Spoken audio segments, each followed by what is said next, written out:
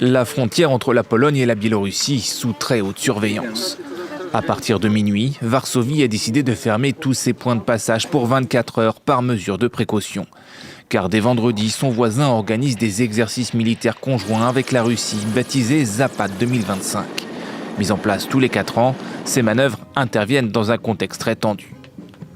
Cela a plusieurs conséquences, à commencer par des exercices de notre côté, de l'armée polonaise et de ses alliés en réponse.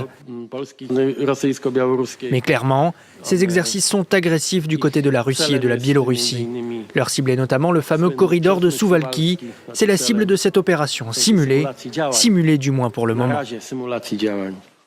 Ce passage stratégique est le chemin le plus court entre l'enclave russe de Kaliningrad et la Biélorussie.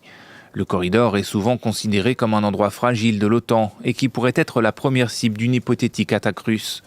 L'Ukraine et plusieurs pays d'Europe de l'Est redoutent un éventuel renforcement du dispositif militaire chez leurs voisins. Pour ne rien arranger, Minsk a affirmé en août que lors des manœuvres, il s'entraînerait à déployer des missiles capables d'emporter des charges nucléaires.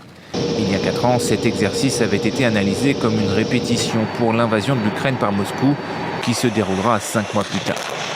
Il y a quelques jours, la Lituanie a annoncé la fermeture de son espace aérien au-dessus d'une partie de sa frontière avec la Biélorussie, après le passage de drones militaires au-dessus de son territoire à 2 reprises au mois de juillet.